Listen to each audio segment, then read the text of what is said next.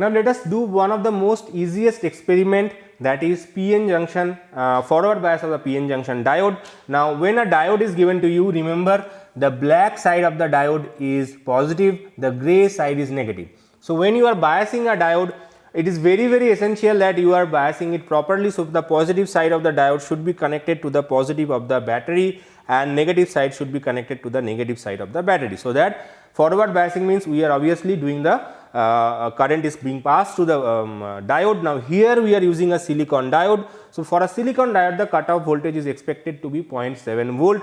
Generally most of the colleges use silicon diode because germanium diode have a very low cutoff voltage.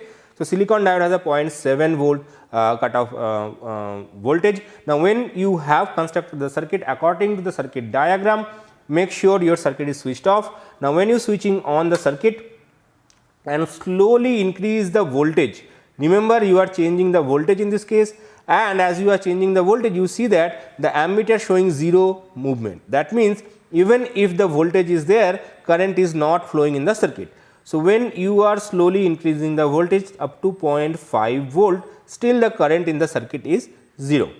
Now as soon as you cross the 0.7 threshold, the current starts to increase in the circuit. Now that means from here onwards you have to be very careful, and also remember that you have to take at least 5 different measurements to plot the forward bias graph. So afterwards, after this 0.7, your voltage will change slowly, but the current will change very rapidly. So make sure you are able to take at least 5 different readings, right? And once you are done with the readings, you have to plot the V versus I graph in a graph paper, neat and clean. And obviously if you are getting this experiment, you should be consider yourself lucky. This is one of the most easiest experiment, and all the best for your practical exam.